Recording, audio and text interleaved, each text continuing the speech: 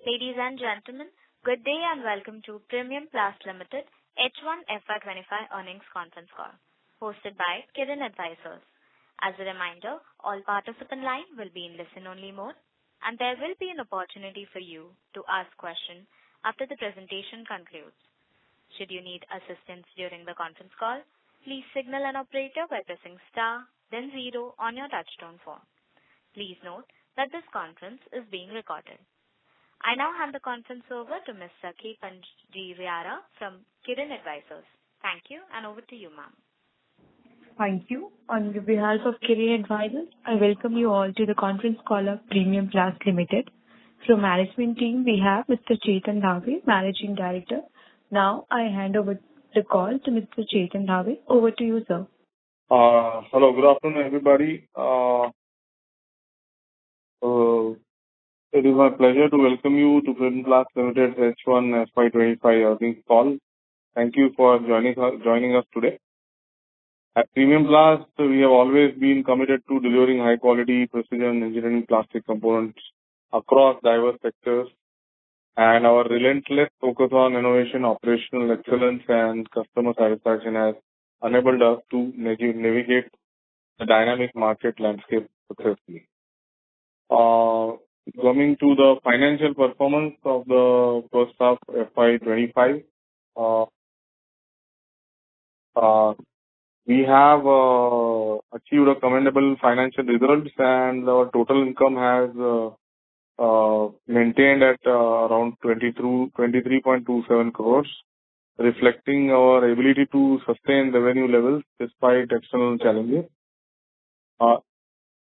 Regarding EBITDA, our EBITDA has increased to 5.44 crore, making it a year-on-year growth of 7.74%. This improvement underscores our operational efficiency and cost-effective cost management strategy. Our EBITDA margin has been achieved at 23.39% and representing a year-on-year growth of 191 basis points. This margin expansion highlights our focus on high margin products and services. The net profit has rose to 2.61 crore at around 9.25% increase compared to the same period last year. This growth reflects our commitment to enhancing shareholder value.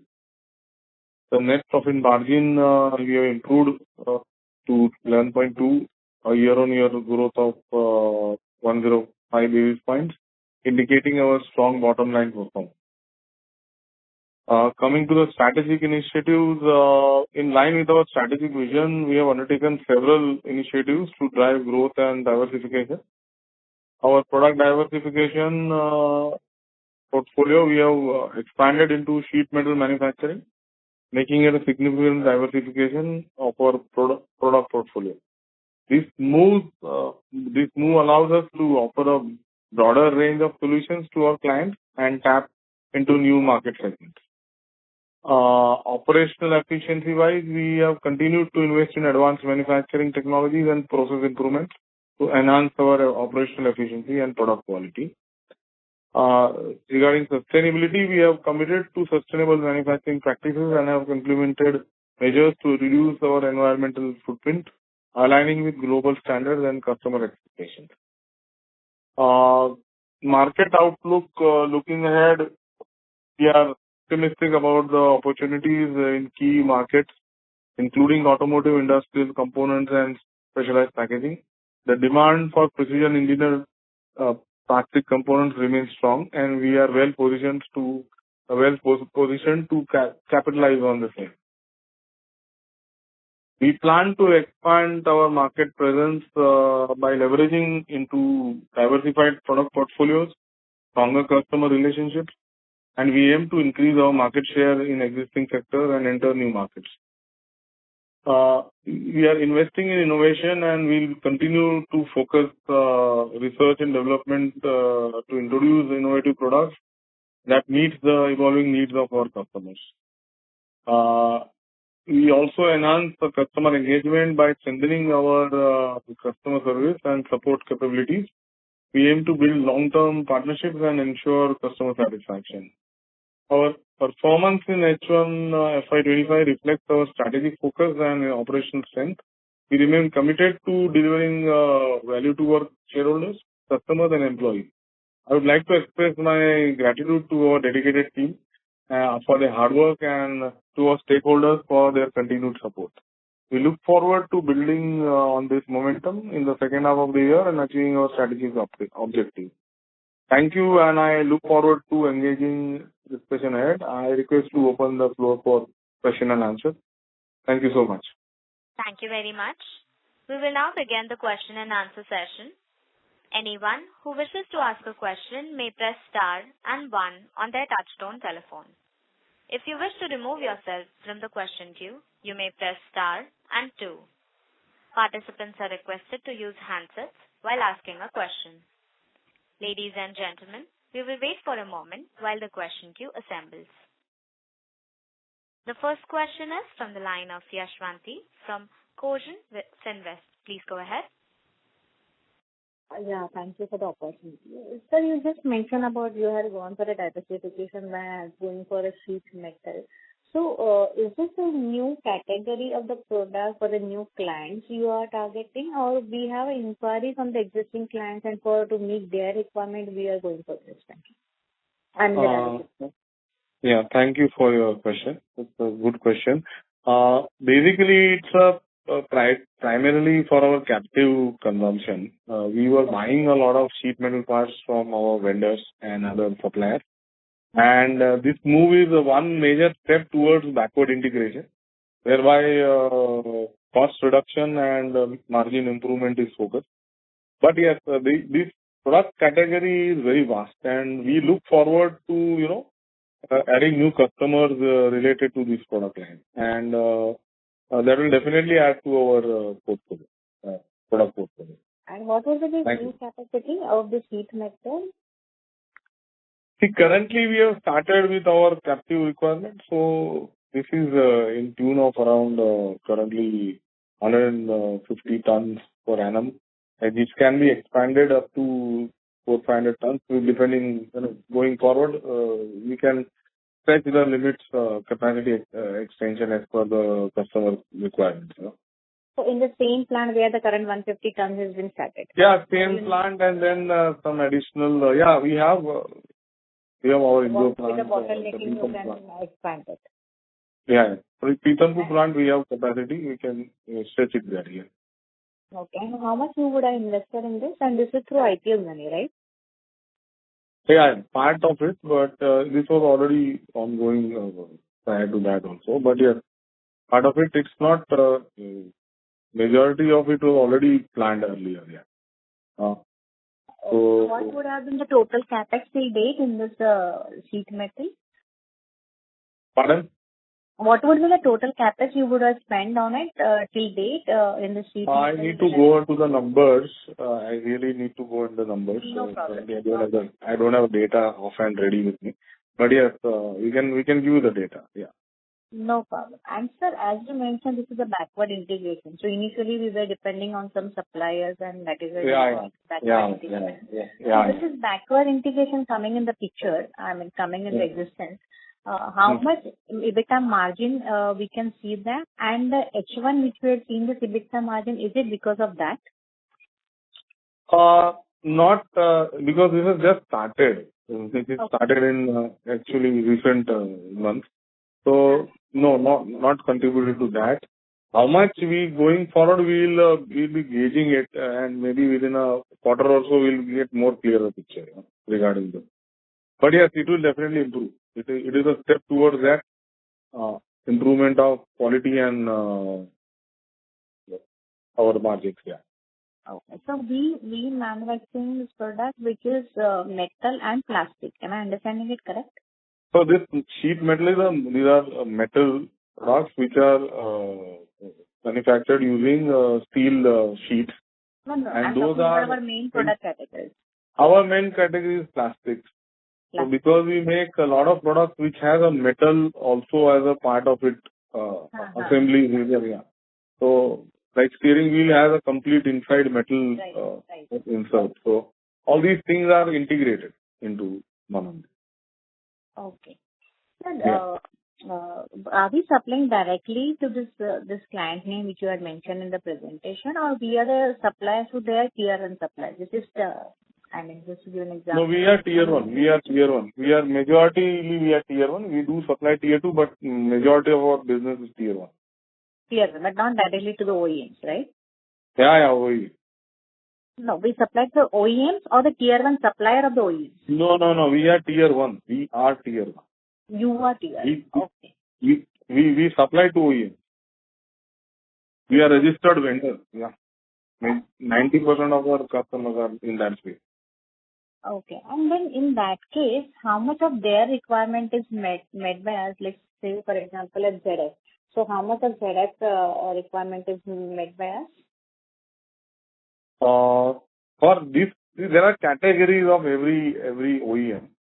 So its category of plastic and rubber parts, we may meet almost 50% of the requirement. Their requirement. Yeah. Our product 50% goes to them, or their requirement 50% is? No. Their product, their requirement, we meet almost 50% of the vehicle parts requirement. Okay. And sir, if I can take one more question, any new product pipeline under the process? Yeah, we have already mentioned in our IPO this factors and everything. We are going ahead with some newer product portfolios related to our existing line of business, that is polymers and plastic. And definitely there are a lot of products being planned and under R&D right now.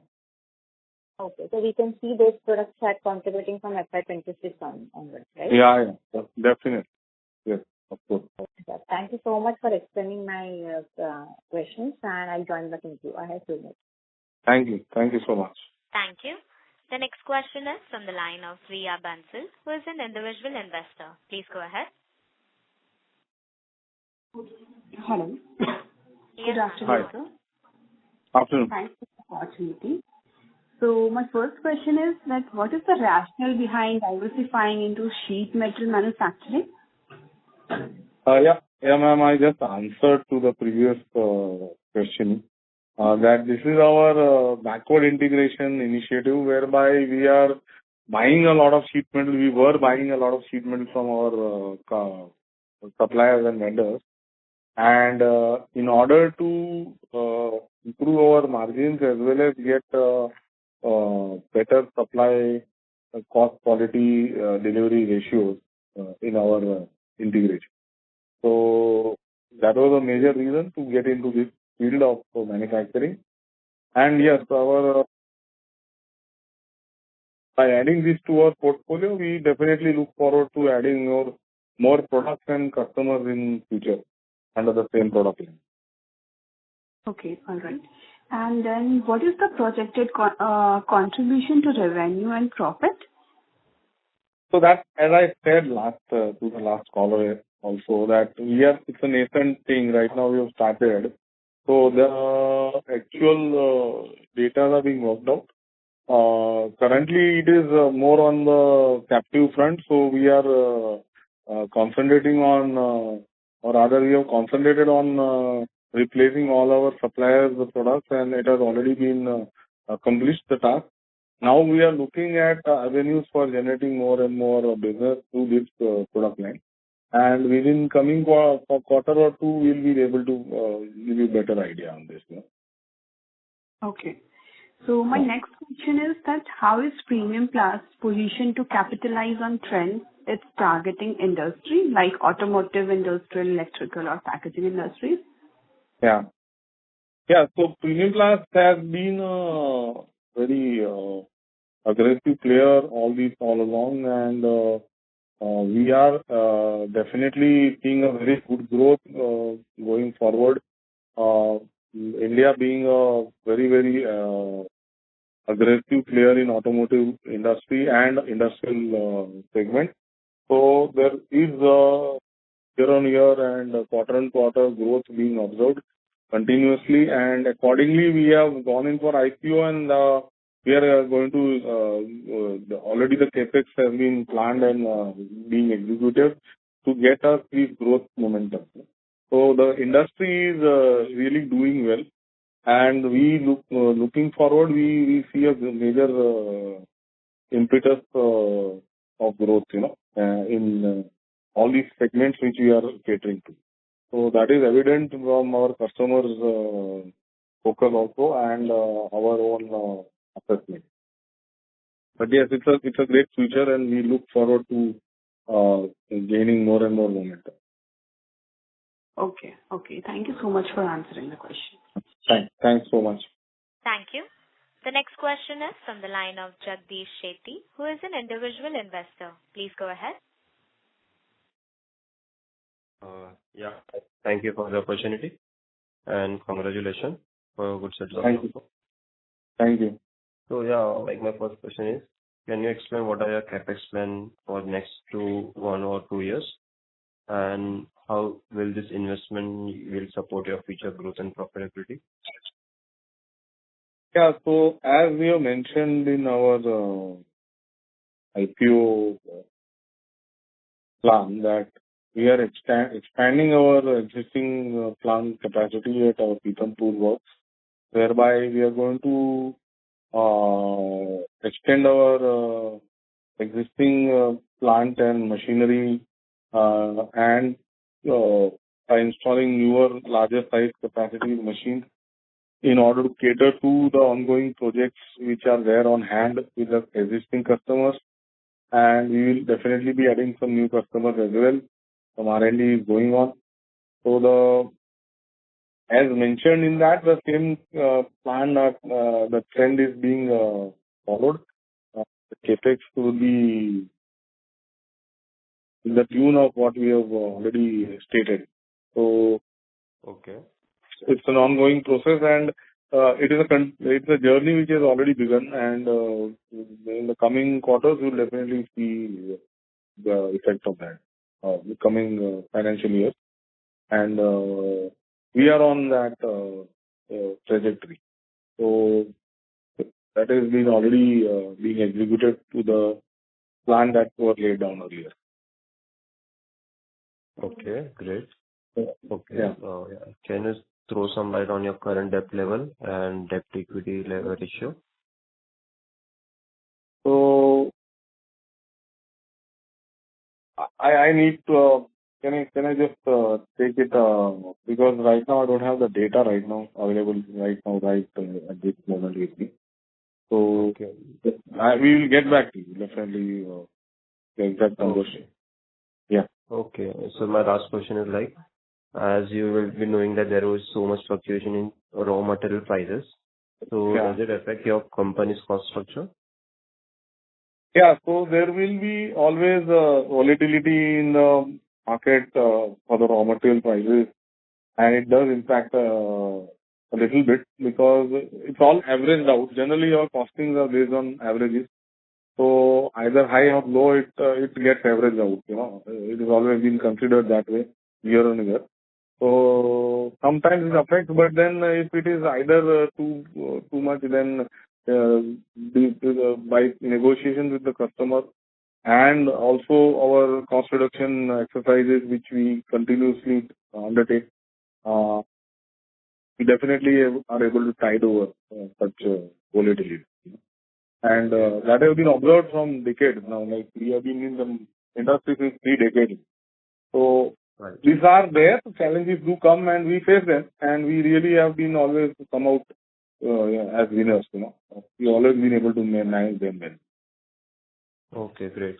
So, sir, do you have any fixed vendors or some vendors where do you get usually some at a discount rate, or do you just go for the best vendor who gives you at the lowest price?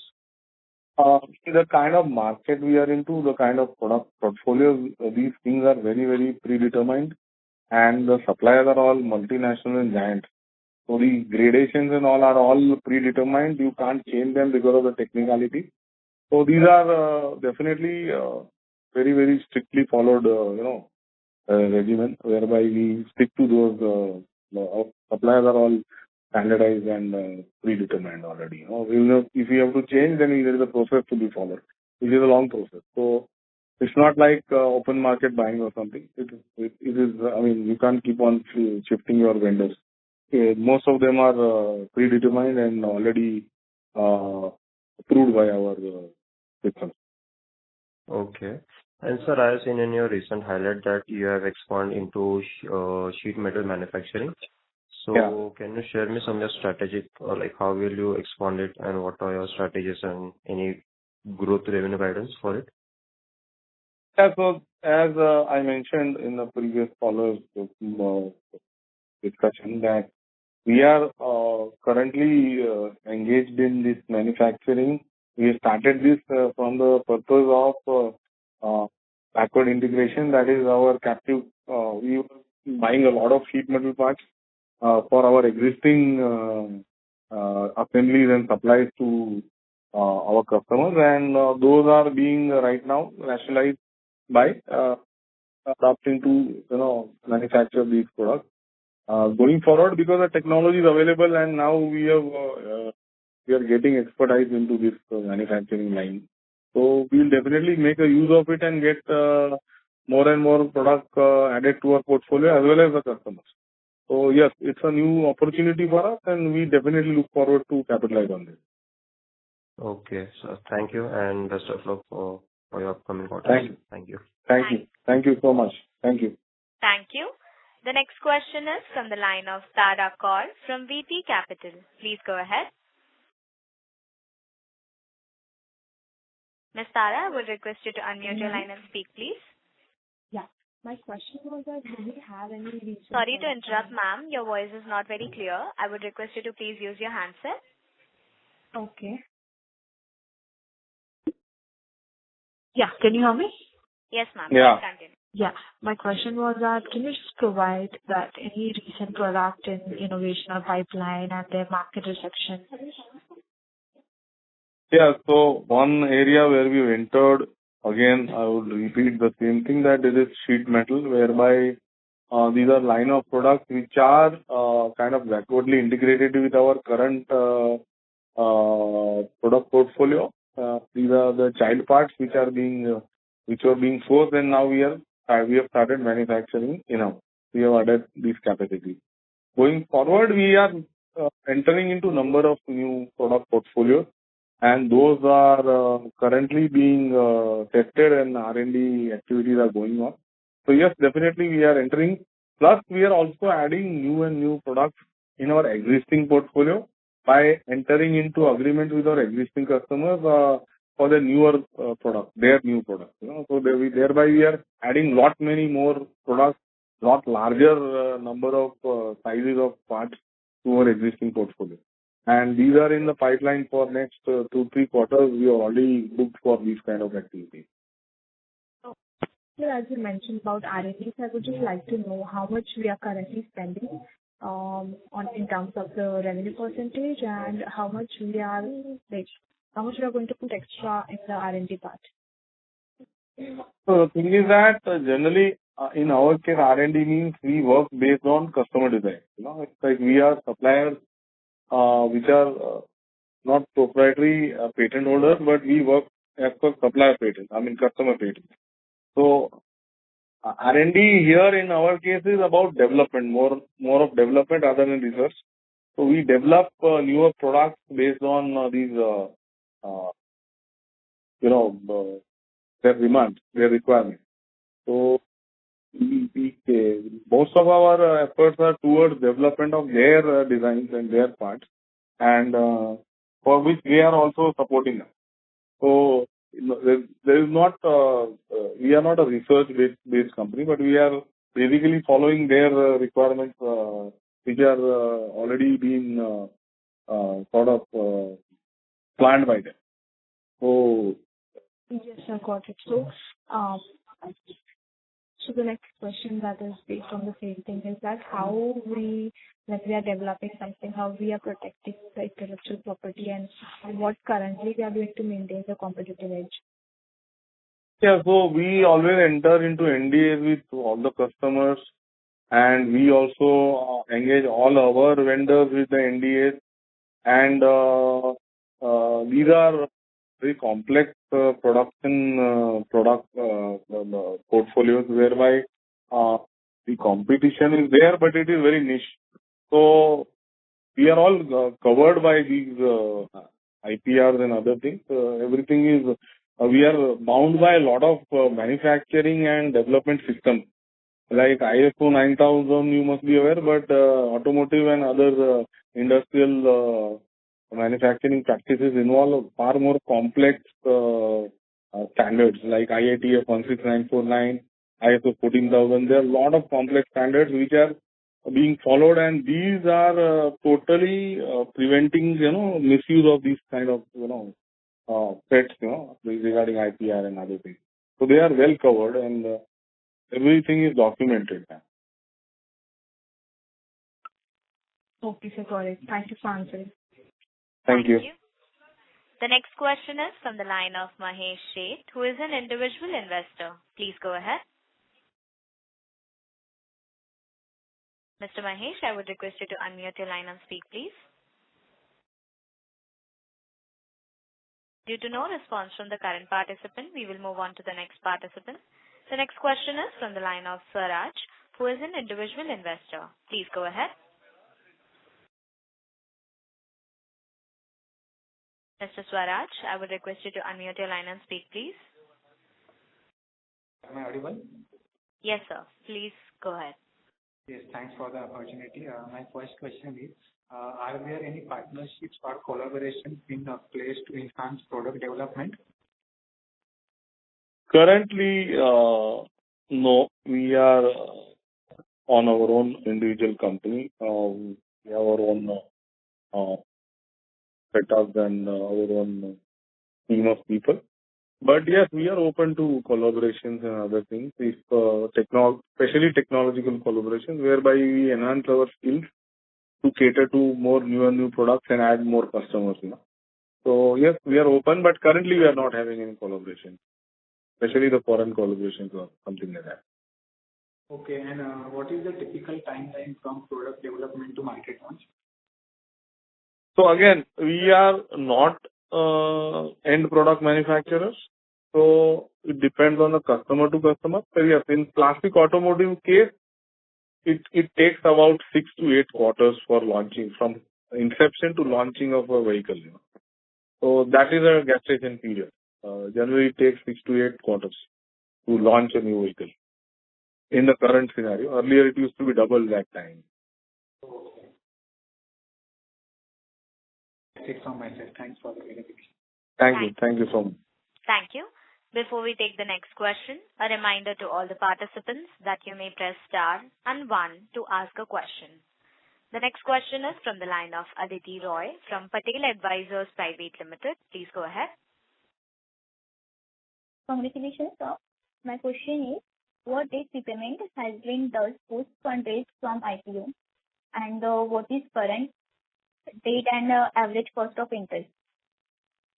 Ma'am, I'm not able to really listen properly. Can you repeat the question? Yes, sir. What date repayment has been done post fundraise from IPO? Debtor repayment. Yes. Hello? Yes, sir. Date repayment after fundraise from IPO. We have repaid the capital, term loan to our bankers as committed and as planned in our IPO spend. So that has already been executed. And what was the other question, ma'am? What is the current date and average cost of interest? Rate of interest currently what we are availing? Yes, sir. Hello? Yes, sir. Yeah, it is around, I think, 9 point some decimal percentage, 9.25 or something. Okay. Hello? Yes, sir. And my next question is, what is current capacity utilization and when the new capacities will be operational?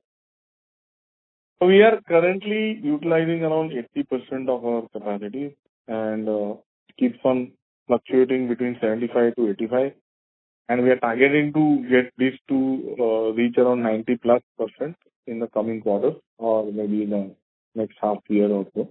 And that is always the goal, to achieve our around 90% plus capacity.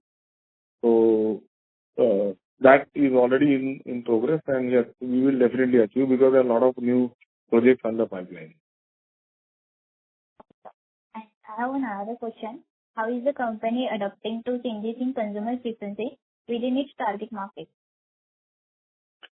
So we have a very niche consumer base, another very, very peculiar customer base, whereby we are a tier one OEM vendors, So our approach is very different than a retail consumer, based company. We keep on adapting ourselves to the newer technologies, to a newer quality systems, and we keep on enhancing our skills, uh, train our manpower and our teams in order to adapt to the better practices. And definitely the customers also help us doing this. So this is always continuously updation of knowledge, technology, quality systems, and all these things which keep us continuously evolving. It gets us to the current, required. Yeah, it keeps on building up for that. Yes, sir. And I have another last question. What percentage of revenue is currently invested in research and development? So as I mentioned to the earlier caller also that we don't do research, we do development. Research is done by the OEM. So they do a lot of R&D in designing a particular final end product, and we are supporting mechanisms to execute those. So we develop our tools, molds, our raw material processes and other things in order to suit them. So it's not more of a R&D, but it's more of development. We are supporting to them. So the money spent is generally in a different cause, and it's a different ball game altogether. Okay, sir. Good to hear it, sir. All the best for future and congratulations once again, sir. Thank you. Thank you so much. Thank you so much. Thank you. The next follow-up question is from the line of Mahesh Sheth, who is an individual investor. Please go ahead. Hello. Yes, sir, you're audible now. Yeah, okay. So my first question is, what are the main competitors? Who are the main competitors, and what differentiates Premium Plast in the market? So we have not real competitors in that sense, but yes, there are vendors like us who are already registered with these customers, OEM or non-OEM, mainly OEM customers, and there will be like every OEM will have 2 or 3 or 4 different vendor choices.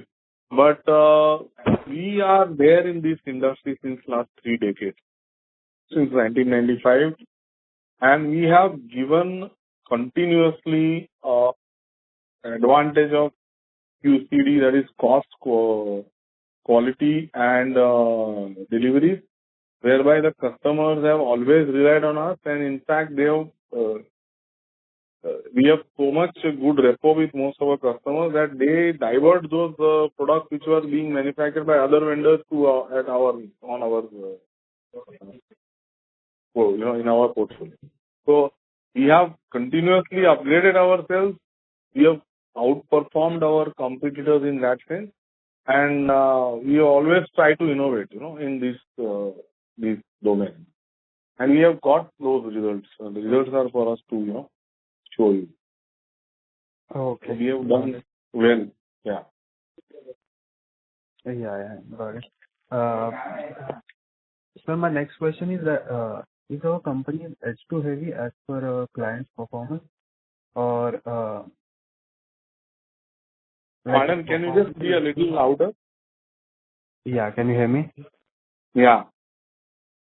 Yeah, so I'm saying that is our company's H2 heavy as per client's performance?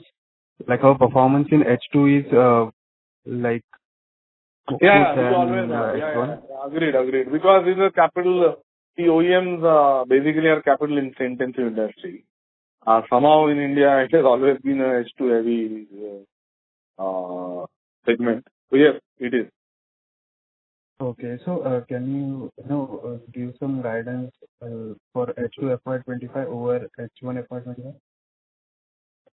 So it will be in the same way, definitely better top line compared to H1, and in line with what we have been doing, performing the same EBITDA and net margins. So the percentage will definitely be maintained and may improve a bit. Yeah. So we are looking at good growth. Yeah. Okay. Okay. Got it. Yeah, that's it from my side. Thank you. Thank you so much. The next question is from the line of Yashwanti from Cogent Invest. Please go ahead. Yeah, thank you once again for the opportunity. So I just wanted to check, like, as we are the suppliers to the OEM, so do we have any presence in the replacement market also? No, ma'am, we don't do replace because that's a very murky place. Yeah. Yeah. Yeah. And secondly, are we also looking out, do we have any presence in the export market? No, not at present. To go there, but now not now. Yeah. We can definitely, but currently our domestic play is really good, and India is really growing well. So we have a lot of opportunities within domestic market itself. But yes, we are open to it. Currently, we don't have exports right now. Okay. And sir, just wanted to check, like, we supply mainly to the heavy commercial vehicles and the tractor, this segment, or we are also into the the passenger vehicle segment also? No, we are not into passenger vehicles. We are mainly into commercial vehicles, tractors, as you correctly said, and some allied products.